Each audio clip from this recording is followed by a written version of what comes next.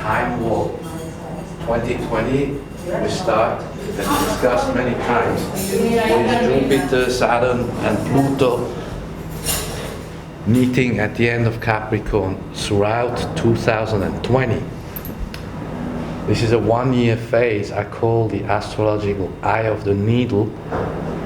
Begins now, 11 January, with this once in a very rare timeline Saturn-Pluto alignment, touching upon all the structures, institutions, the rule of law.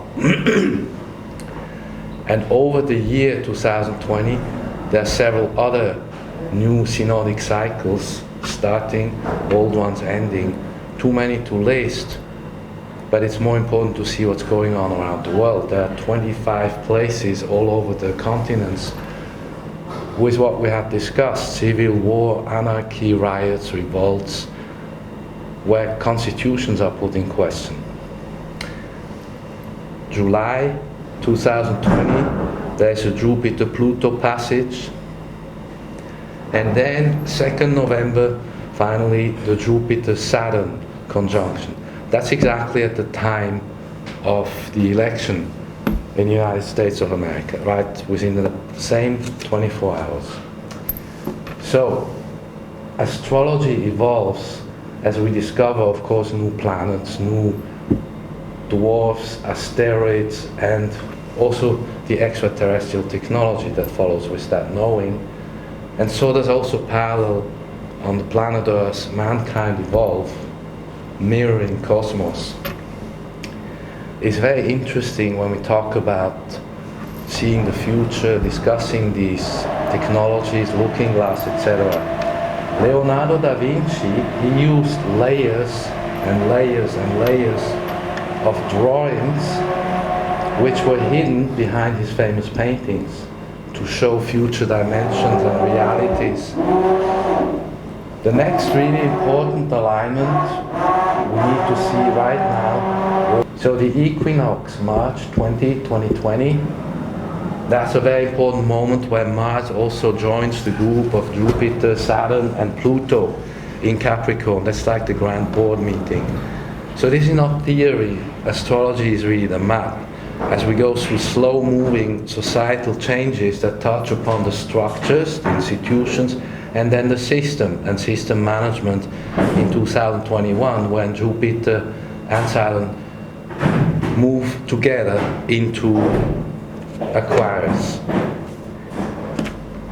Now, let's talk about the looking glass technology, the famous technology supposedly seeing the future and into 2020-24. The Arctic developments. So my theory is simply that if I was able, and others were also able to foresee in 2015 that Trump would become president, then I assume that the deep state technology people who have such technologies would also have known. So having known what they knew was going to happen, they ran out of options. So first they started to block what they saw going to happen. That didn't work. And when that point was reached in January 2017, they switched into a coup d'etat mode. So these paranormal force fields where for millennia ruling classes have looked into some kind of paranormal entities for guidance or divination purposes. There's a whole history of that literature, going from Alexander, Genghis Khan, Napoleon, Hitler, you name it. All these people were in touch with some kind of interdimensional or really paranormal entity or frequency with an energy field that would actually misguide them. Again, there's a whole history of this where they're being told, we're going to win this, we'll be the big winners. They're being told, yeah, you're the greatest emperor from so and so. But eventually all of them fail and lose. You think about what John A. Keel said about dealing with this alien extraterrestrial world. So, what happened now and what is going to happen, as I explained, is the eye of the needle. It takes about 1 year due to the planetary alignments.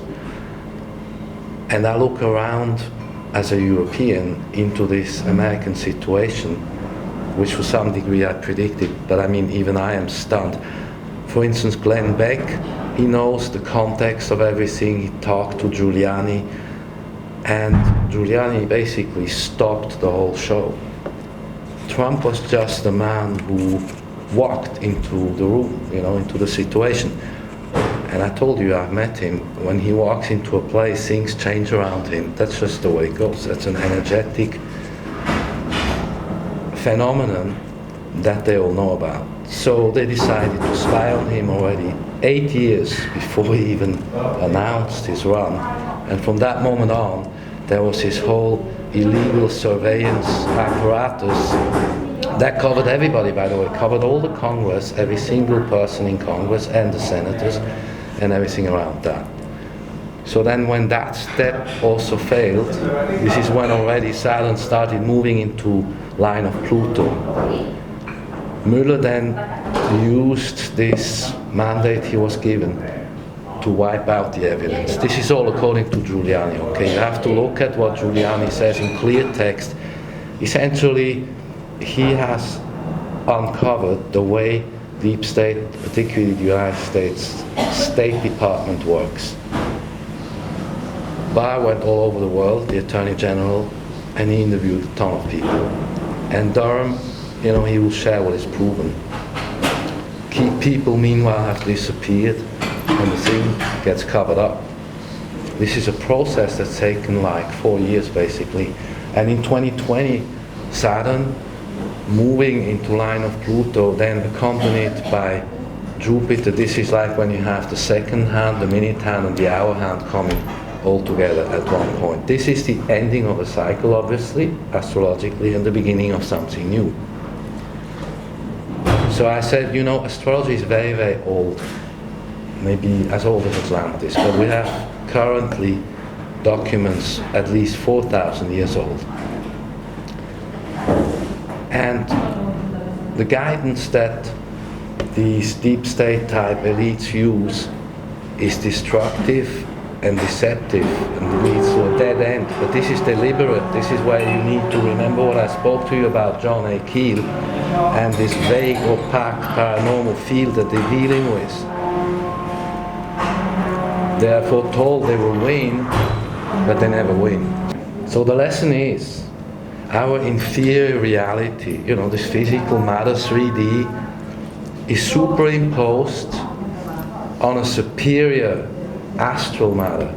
This astral matter reality is what we measure by astrology. So the planets moving over the stars are the map of this astral reality. In other words, the astrology is the map. Atlantis knew how to access this, come and go, and disappear from 3D and re-establish in another dimension. We know this from archaeology. Atlantis still exists. One thing I need to talk about briefly, as to predicting the next years, has to do with the 3-star Air Force General Quast. He's retired now. He has begun to speak out in colleges, universities, about his career, and he was basically the Air Force guru, the guy who would select from 200,000 pilots 3,000 for 1 year. So he knows the club inside out. He said he has, during 3 decades, worked with, been in contact with scientists and engineers in all sorts of compartmentalized operations.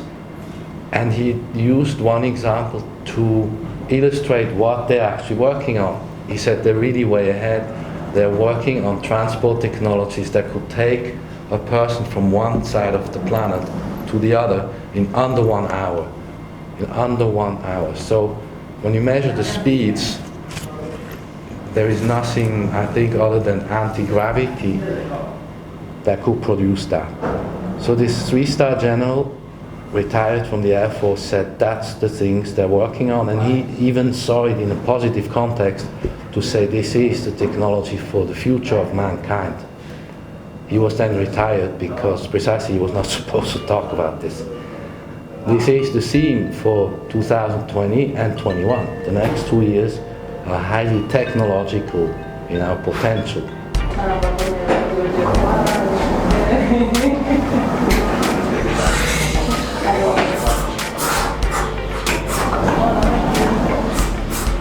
Discussing the paranormal realities and really going through the mirrors of perception by being in contact with another frequency.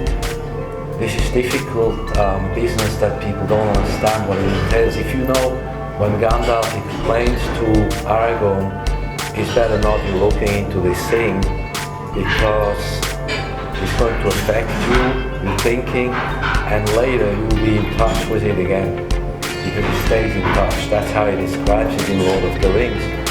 And the same goes for many seers who have been in touch, deep state, many of them, remote seers and you name them, in touch with great technology. It's essentially great they're in touch with, mentally speaking, and this is where they're getting these ideas from, that if they produce more wars, they're going to win and dominate the planet. Of course, it's all ridiculous. I mean, even Kissinger said now, 2020, we're out of that game. There is no world dominance, but competition goes on forever.